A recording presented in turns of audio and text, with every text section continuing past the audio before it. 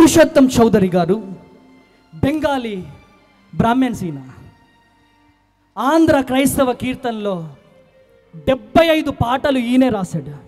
ఆంధ్ర క్రైస్తవ కీర్తనలో 75 పాటలు ఈయనే రాశాడు. చాలా జాగ్రత్తగా వినాలా. ఈయన పేరు పురుషోత్తం చౌదరి. ప్రియమైనటువంటి దేవుని బిడ్డలారా, బెంగాల్ నుంచి విశాఖపట్నం, చిత్తూరు, మదనపల్లి ఆ ప్రాంతంలో అలా పరిచర్య చేస్తూ చేస్తూ ఎంతో గొప్ప పరిచర్య చేసినటువంటి వ్యక్తి పురుషోత్తం చౌదరి. ప్రియమైనటువంటి దేవుని బిడ్డలారా, చౌదరి అంటే ఈయన కమ్మాస్ కాదు.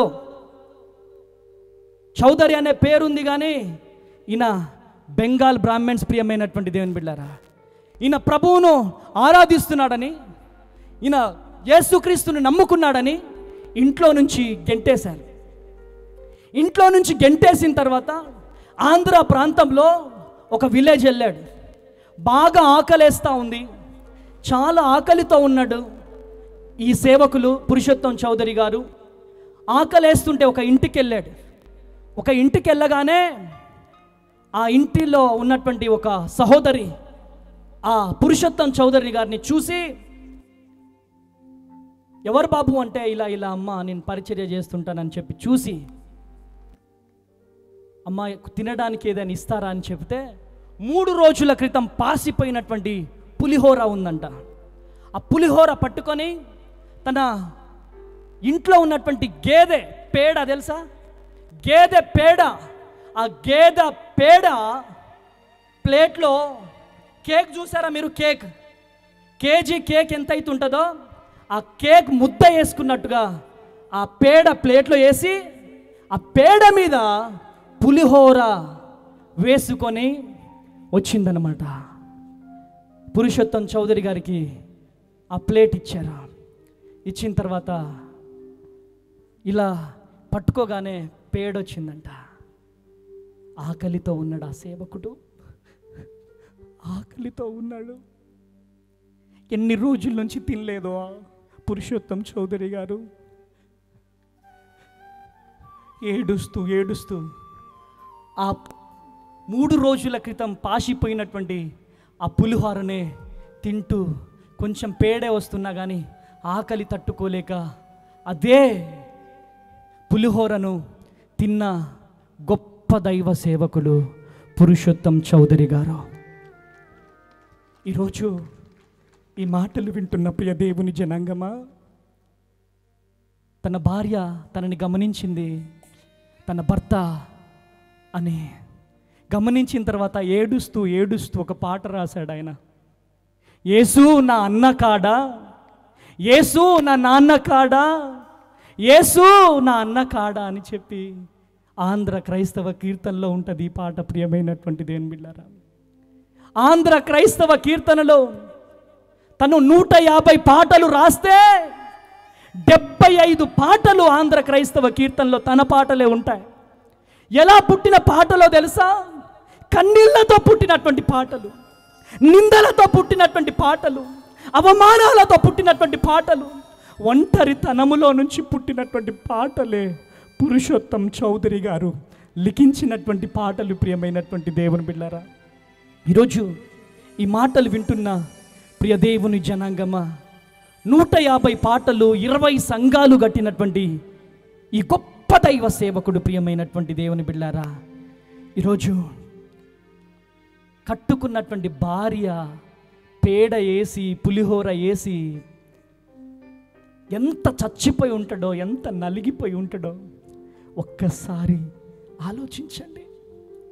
అంత గొప్ప పరిచర్య చేసిన సేవకులు మనకు మాదిరిగా ఉన్నారు కాబట్టే ఈ సువార్తను దేవుడు మన ముందుకు తీసుకొచ్చాడు. గట్టిగా చప్పట్లు కొట్టాలా.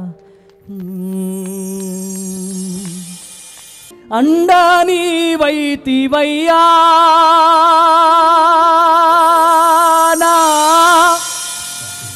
కొండాని వైతివయ్యా, కొండలలో లోయలలో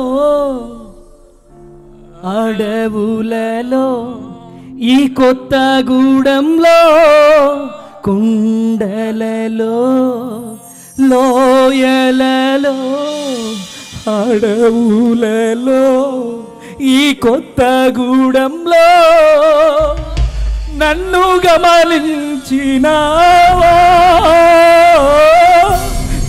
నన్ను నడిపించినావా యేసయ్యా, నన్ను గమనించినావా, నన్ను నడిపించినావా యేసయ్యా, యేసయ్యా, యేసయ్యా, యేసయ్యా. నా ప్రాణం ఉన్నంత వరకు నిన్నే నిన్నే నే కొలుతూనయ్యా, నీవే నీవే నా రాజువయ్యా, నిన్నే నిన్నే నే కొలుతూనయ్యా, నీవే నీవే నా రాజువయ్యా యేసయ్యా, యేసయ్యా, యేసయ్యా, యేసయ్యా, యేసయ్యా, యేసయ్యా. చప్పట్లు కొట్టాలి.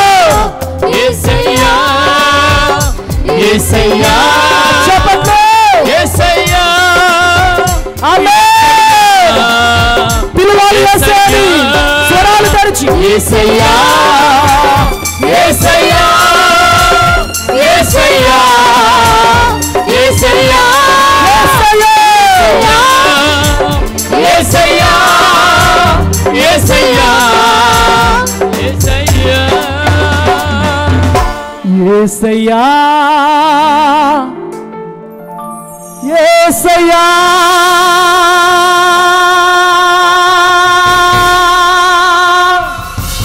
యేసయ్యా, యేసయ్యా, నిన్నే నిన్నే కొలుతూనయ్యా. ఒక్కసారి కళ్ళు మూసుకోండి, కళ్ళు మూసుకోండి. మోజేస్ చౌదరి గారు ఎంతో గొప్ప పరిచర్యని చేస్తుంటే కట్టుకున్నటువంటి భార్య ఆవు పేటలో వేసి పాసిపోయినటువంటి పులిహోర వేస్తే ఆకలి తట్టుకోలేక తింటున్నా ఆ సేవకుణ్ణి గుర్తు చేశాడు దేవుడు నాకు. ఈరోజు ఈ మాటలు వింటున్నా ప్రియ దేవుని జనాంగమా, నా రెండు చేతులెత్తి బ్రతిమలాడుతున్నాను. ప్లీజ్, నా రెండు చేతులెత్తి బ్రతిమలాడుతున్నాను. చిన్న శ్రమ రాగానే దేవుణ్ణి విడిచిపెడుతున్నారు, చిన్న బాధ రాగానే దేవుణ్ణి విడిచిపెడుతున్నారు, చిన్న వేదన రాగానే, చిన్న అప్పు కాగానే మందిరాలకు రావడం మానేస్తున్నారు. ఈ లైవ్ ఎక్కడి నుంచి చూస్తున్నావో తమ్ముడు, గొప్ప సేవ చేస్తున్నావా? దేవుడు నీకు దర్శనం ఇచ్చాడా? అన్నా ఈ సంవత్సరము నూతనమైన ఆత్మలు వస్తాయేమో, ఈ సంవత్సరం నూతనమైన ఆత్మలు వస్తాయేమో అని చెప్పి వెనక్కి వెళ్ళిపోయినావా? ప్లీజ్, దేవుడు ఇచ్చిన వాగ్దానాన్ని పట్టుకో. ఇటువంటి గొప్ప గొప్ప సేవకులు మనకు మాదిరి. ప్రియమైనటువంటి దేవుని బిడ్డలారా, ప్రియ దేవుని జనాంగమా, దేవునిలో విశ్వాసాన్ని గట్టిగా మీరు పట్టుకోవాలి. ఈరోజు మీతో దేవుడు మాట్లాడుతున్నాడు.